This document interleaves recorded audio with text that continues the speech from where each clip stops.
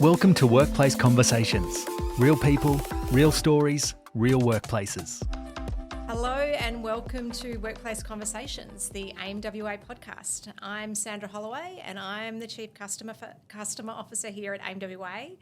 So this is our first ever episode of the podcast and it's a project that this team has been working on for a little while. So it's really exciting to be in the chair, finally getting started. So I think, first of all, I just want to cover off why we're doing this podcast at AIMWA. I've been at AIMWA for about 18 months now in the Chief Customer Officer role. And while I've been on the other side of AIMWA in the past as a sponsor, a participant and also a customer, there's a few things about the organisation that I didn't realise. And one of those things is, firstly, the full extent of the impact AIMWA has on our state and beyond. And also the breadth of talented people that we have come through our doors as speakers, as facilitators, and as friends of AIMWA, and also the amazing talent that's just in the four walls here. So, and while as an organisation we provide courses and training and events that help us connect our community with this knowledge, we wanted to find another way that we could get some of this information out to the community. And we're a not-for-profit, so we exist to, and I quote, create better leaders, better workplaces and better communities. So this is just another way that we can do that. And as I said, it's our debut episode. Just seems fitting that our first guest is AIMWA CEO, Professor Gary Martin. I'm a little bit nervous. Gary is my boss. Need to make sure I'm asking the right questions, but not only is Gary our CEO, Gary is also a regular columnist for a variety of Australian and international publications where he unpacks, current workplace issues and really imparts knowledge globally. So I'd call you an influencer, really. But our first episode is called You're Overreacting, How Gaslighting Shows Up at Work, which was prompted by one of Gary's columns. It was published internationally and it was the one that we found that had the highest engagement across social media. So it's obviously resonated with many people. So Gary, welcome to Workplace Conversations, our debut episode. Thank you, Sandra. It's okay, Gary. So we just want to sort of set up this topic. So that piece that you wrote, I know it was published across Australia and it was published in Forbes for South Africa. I had a look at the engagement figures just from your LinkedIn post and it was through the roof. So it did resonate with people.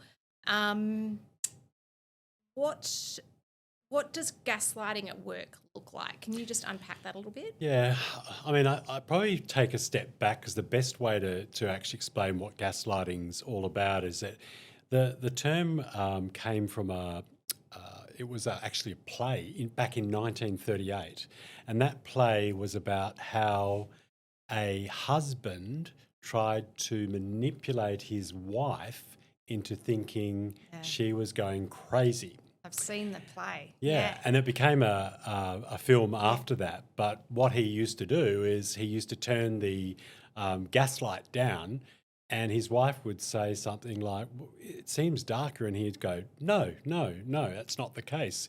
I haven't turned the light down at all." So that was one of many tactics that he actually used to try to make his wife think that she was going crazy, that she was going to doubt herself, that she would lose confidence. Right. All of these tactics added up to this tactic, which was sneaky, it was subtle. Yeah. So how do you think that's playing out in workplaces now? Is it a symptom of where we're at as far as, bullying is no longer accepted and there are certain behaviours that need to take place in a workplace? Do you think it's because of that? Yeah, we've come a long way in workplaces now, and what that actually means is that people know that any type of bullying is generally not tolerated, and so people have thought, well, I still need to get back at someone. There's still people I'm not happy with, and it's a form of retaliation, if you like, but it's a subtle form of retaliation. If you're a bully, you're on the radar straight away. Gaslighting, because it's sneakier, it's more manipulative, it's harder to detect. So what we've seen is an awareness of workplace bullying generally has forced the bullies to be pushed underground. And underground, they're using different types of techniques, and gaslighting's one of them. Bullying by stealth, I guess, in a yeah. way. So if you were sort of in a workplace and how would you distinguish gaslighting over poor communication? How do you know? Well, that's the tricky thing, and that's why it is so subtle, because it's hard to determine between, or to draw a line between poor communication and gaslighting. But any communication that is, for example, denial. If your recollection of events was one thing and someone denies that that's actually what happened, and says you must have been dreaming, or what were you thinking, it kind of then becomes, over a period of time, if that happens regularly, your word when you know that something happened and someone else doubts it or causes you to self-doubt, then that can head towards gaslighting. Yeah.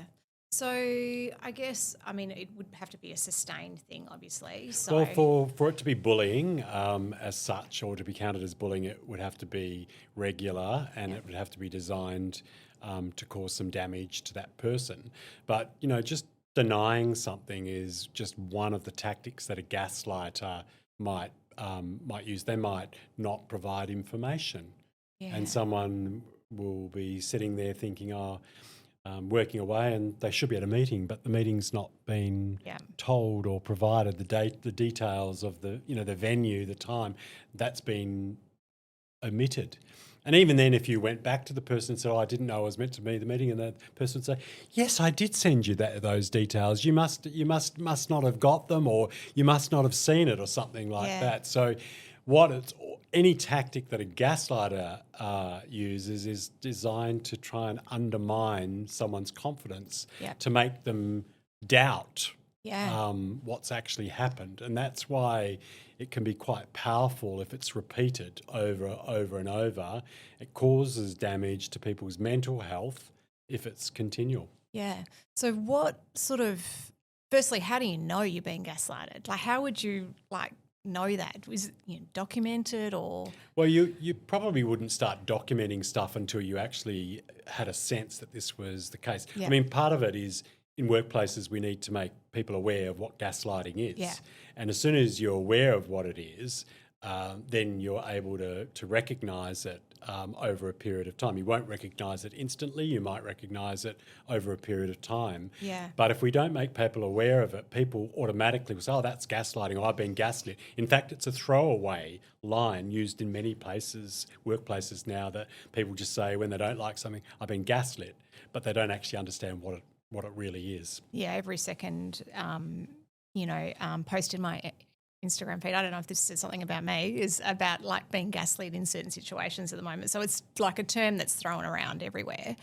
What's the impact on the individual and their career when they're in? Well, I mean, if you look at the sum of the sorts of tactics that are used, like the denial, the different version of events type stuff, if you use things, if you think about those sorts of things, the whole intent of a gaslighter is to undermine the confidence in someone and to ultimately get them to doubt themselves, to actually make them lose confidence, which then impacts productivity in a workplace and engagement with others, because you feel like you're not worthy of being in a particular role.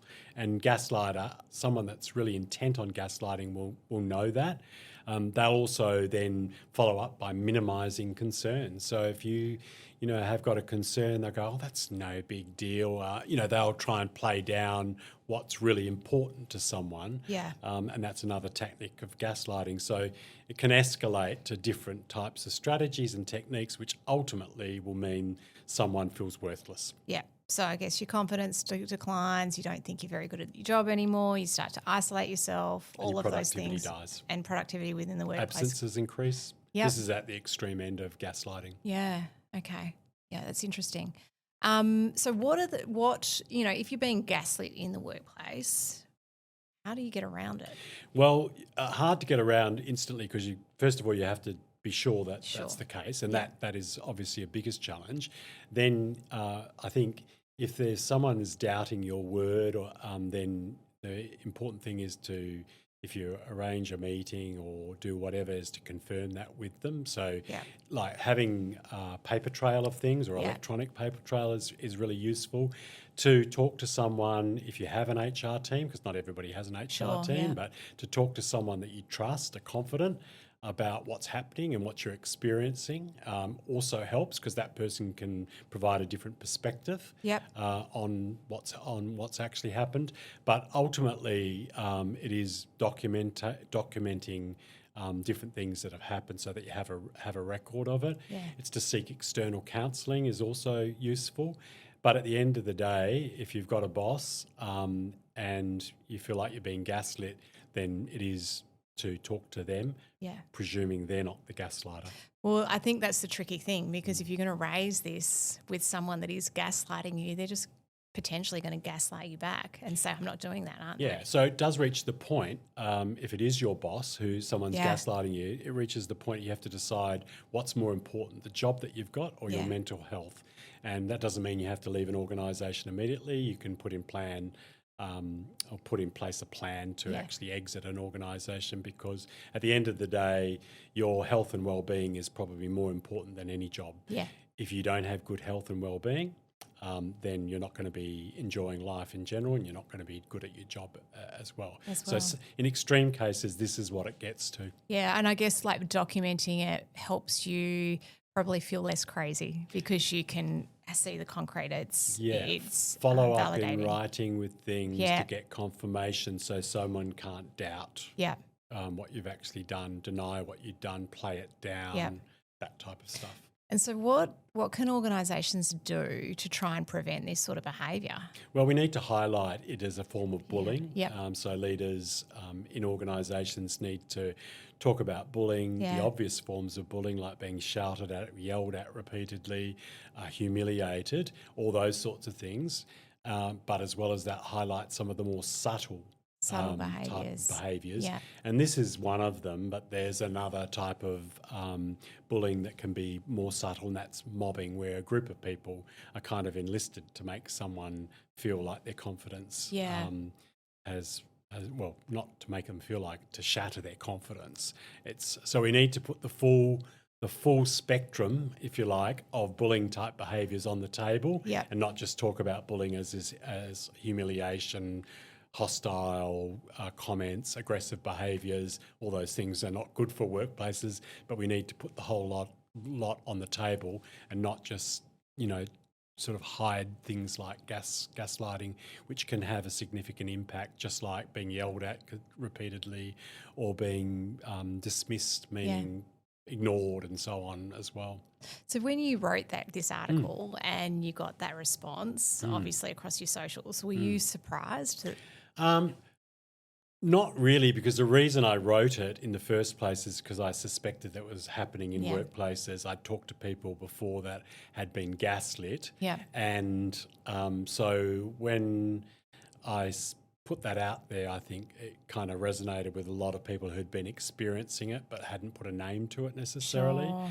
Or they'd put a name to it which was the wrong name as Yep. well. As I said, most people have been using the word gaslighting, not really understanding what it is, what it's actually about. But Yep. once you start to define some of it, some people think, oh, yes, I was gaslit. Yeah. Yeah. Which I guess would be sort of devastating on your confidence over a period of time.